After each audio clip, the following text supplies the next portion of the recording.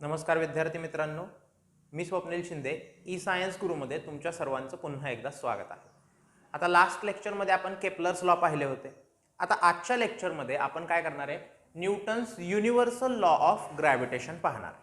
ठीक आहे, मग आता हा लॉ आहे काय, लक्षात कसा ठेवायचा, या लॉवरती कसा प्रश्न येऊ शकतो, हे सगळेच्या सगळे पॉइंट्स आपण काय करणार आहे आजच्या व्हिडिओमध्ये पाहणार आहे। मग तुम्ही जर आपल्या चॅनलवरती नवीन असाल तर आपल्या चॅनलला सबस्क्राइब करा, बेल आयकन प्रेस करा, म्हणजे अशाच प्रकारचे व्हिडिओज तुमच्यापर्यंत पोहोचत राहतील। चला तर मग व्हिडिओला सुरुवात करूया। मग पहा, न्यूटन्स युनिव्हर्सल ग्रॅव्हिटेशनल लॉ समजून घेण्याआधी आपण थोडीशी ही डायग्राम एक समजून घेऊया।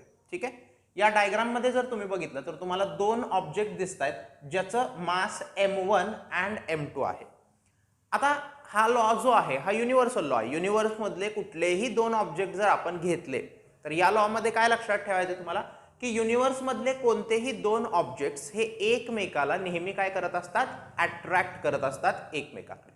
ठीक आहे, मग अट्रॅक्ट करताना जो काय त्यांच्यावरती फोर्स अप्लाय होतो, हा फोर्स या दोघांच्या मासच्या प्रोडक्टला कसा असतो, तो डायरेक्टली प्रोपोर्शनल असतो। आणि या दोघांच्यातलं जे काही डिस्टन्स आहे या डिस्टन्सच्या स्क्वेअरला तो इन्व्हर्सली प्रोपोर्शनल असतो। हा साधा सिंपल लॉ आहे। मग आता तुम्हाला लिहिताना हा लॉ लक्षात कसा ठेवायचा हे आपण बघूया। पहा, जसं की मी तुम्हाला मागच्या लेक्चरमध्ये सांगितलंय की एखाद्या एक्सप्रेशन वरून जर तुम्हाला लॉ लक्षात ठेवता येत असेल तर तुम्ही ते एक्सप्रेशन लक्षात ठेवा आणि त्या एक्सप्रेशन वरून लॉ लिहायला शिका, म्हणजे लॉ पाठ करण्याची गरज लागणार नाहीये।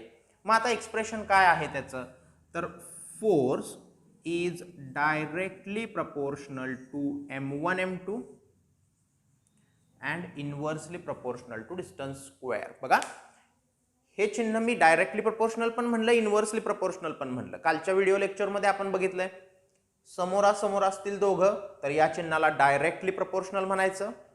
असे असतील एक वरती एक खालती, म्हणजे एक न्यूमरेटर मध्ये अपोजिट साइडला दुसरा डिनॉमिनेटर मध्ये आहे, तर या दोघांसाठी हे चिन्ह इनव्हर्सली प्रपोर्शनल म्हणून काम करणार।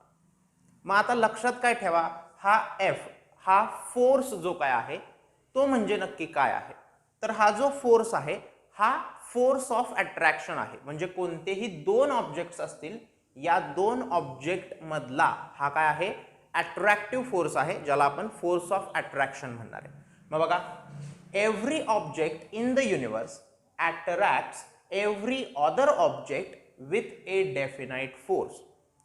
हे वाक्य मी सांगितलं, युनिव्हर्स मधले कोणतेही दोन ऑब्जेक्ट घ्या, ते एकमेकाला काय करत असतात, अट्रॅक्ट करत असतात एकमेकाकडे, आणि हे अट्रॅक्ट करताना त्यांच्यामध्ये काय असतो, काहीतरी फोर्स असतो।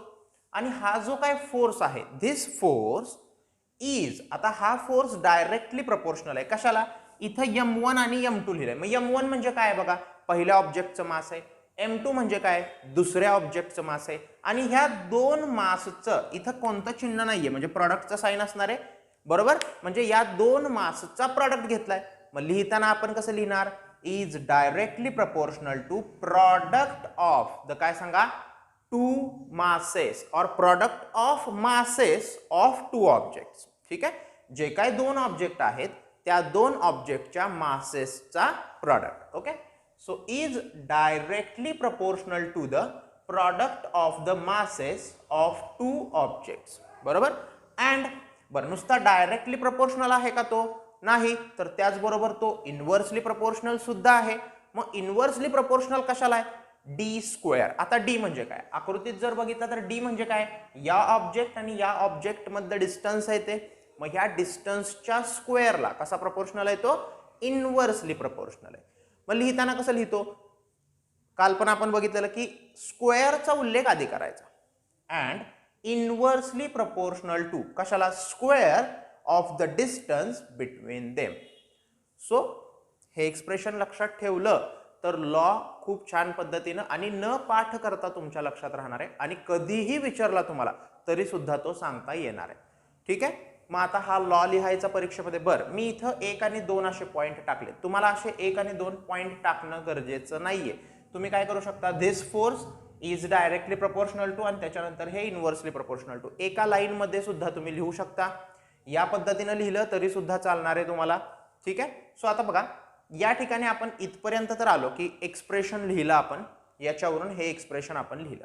मग आता हे डायरेक्टली प्रपोर्शनलचं साईन काढून जर आपण या ठिकाणी इक्वल्स टू साईन घेतलं तर बघा डायरेक्टली प्रपोर्शनलचं साईन काढून जर इक्वल्स टू साईन घेतलं तर काहीतरी कॉन्स्टंट ऍड करावा लागतो आणि जो कॉन्स्टंट आपण या ठिकाणी ऍड करणार आहे तो कॉन्स्टंट असणार आहे कॅपिटल जी. पुढं शिल्लक राहील m1 m2 upon D square. आता हा कॅपिटल जी काय आहे? ओके, काल मी सांगितलेलं हा जो इथं कॉन्स्टंट ऍड करतो त्याला कॉन्स्टंट ऑफ प्रपोर्शनॅलिटी म्हणतात, बरोबर. पण हा जो काय आहे कॉन्स्टंट ऑफ प्रपोर्शनॅलिटी याला नाव आहे युनिव्हर्सल ग्रॅव्हिटेशनल कॉन्स्टंट. बघा वेअर दिस जी इज,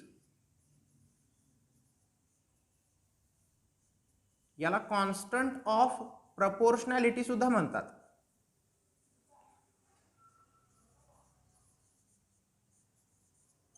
और यालाच दुसरं नाव काय आहे मी सांगितलं आता, युनिव्हर्सल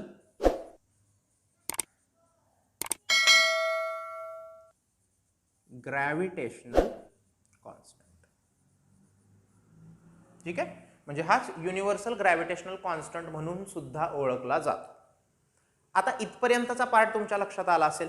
सो इथून एवढा जो पार्ट आहे हा पार्ट कुठला झाला आपला, न्यूटन्स युनिव्हर्सल लॉ ऑफ ग्रॅव्हिटेशनचा. जर Newton's universal law of gravitation तुम्हाला विचारलं तर तुम्ही इथपर्यंतचा पार्ट लिहिता. याच्या पुढे जाऊन प्रश्न काय विचारतील ते कधी कधी, तर ह्या जी बद्दलची इन्फॉर्मेशन लिहा. युनिव्हर्सल ग्रॅव्हिटेशनल कॉन्स्टंट जो काय आहे या युनिव्हर्सल ग्रॅव्हिटेशनल कॉन्स्टंटचं SI युनिट तयार करा किंवा त्याची जी काय व्हॅल्यू आहे ती व्हॅल्यू तयार करा, असा सुद्धा प्रश्न येऊ शकतो. मग याची व्हॅल्यू काय आहे किंवा हा जो काही जी आहे या जीचं युनिट कसं तयार करायचं, SI युनिट कसं तयार करायचं हे आपण आता पाहूया. मग आता पहा आपण काय करूया, युनिव्हर्सल ग्रॅव्हिटेशनल कॉन्स्टंट जो काय आहे त्याचं आपण SI युनिट तयार करूया.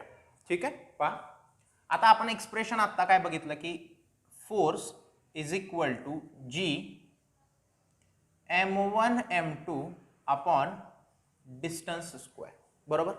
आता आपल्याला जीचं SI युनिट तयार करायचं आहे. मग याच्यासाठी आपण जी ची व्हॅल्यू तयार करून घेऊया.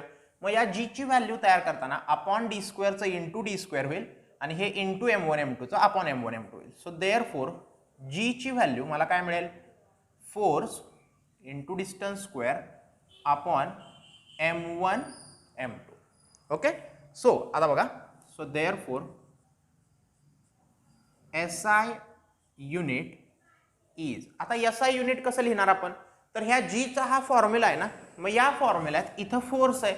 हा फोर्स आपण कशात मोजतो, न्यूटन मध्ये मोजतो. So Newton into d square. So D म्हणजे काय, डिस्टन्स आहे त्या दोन ऑब्जेक्ट मधलं. सो डिस्टन्स जे काय आहे ते आपण मीटर मध्ये मोजतो, पण इथं डिस्टन्सचा स्क्वेअर आहे त्यामुळे युनिट येताना मीटरचा पण काय होईल स्क्वेअर, खालती डिवायडेड बाय. सो आपण पण लिहायचं डिवायडेड बाय m1. आता हे मास केजीत, हे पण मासच आहे सो केजीत. मग केजी इंटू केजी केलं तर या ठिकाणी काय होईल KG square. So newton metre square per KG square असं सुद्धा असेल, तुम्हाला बऱ्याच पुस्तकात असं सुद्धा दिसेल, और newton metre square into kg raise to -2. हे पण युनिट बरोबर आहे. काय केलंय त्यांनी, आपण केजी स्क्वेअर खाली लिहिलंय, हेच त्यांनी न्यूमरेटर मध्ये लिहिलंय. मग आपल्याला माहिती आहे की जर डिनॉमिनेटर मधला एखादा नंबर असेल, म्हणजे डिनॉमिनेटर मधली एखादी संख्या जर आपण न्यूमरेटर मध्ये लिहिली तर त्याचा जो काय, त्याची जी काय पॉवर आहे त्या पॉवरचं साइन काय होतं, बदलतं. म्हणजे इथं +2 आहे तर या ठिकाणी काय होईल ते -2 होईल. सो या पद्धतीनं तुम्ही त्याचं SI युनिट तयार करू शकता. त्याच पद्धतीनं आपण अजून काय पाहायचं म्हणलेलं, value of G equals to. आता जी हा युनिव्हर्सल ग्रॅव्हिटेशनल कॉन्स्टंट आहे, सो पूर्ण युनिव्हर्स मध्ये या जी ची व्हॅल्यू जी काय आहे ती सेम राहणार आहे आणि ती असते 6.67 into 10⁻⁻11 Newton metre square per KG square. So ही व्हॅल्यू सुद्धा तुमच्या लक्षात राहिली पाहिजे. आय होप आजचा पॉइंट जो काय आपण घेतला तो तुमच्या नक्कीच लक्षात आला असेल. काही डाऊट असेल तर तुम्ही मला कमेंट बॉक्समध्ये नक्की लिहून पाठवा. आणि अशाच प्रकारच्या मॅथ्स आणि सायन्स रिलेटेड कन्सेप्टसाठी तुम्ही आपल्या चॅनलला सबस्क्राईब करा. त्याचबरोबर बेल आयकन सुद्धा प्रेस करा, म्हणजे नवीन व्हिडिओजचं नोटिफिकेशन तुमच्यापर्यंत लगेचच पोहोचेल. Thank you friends.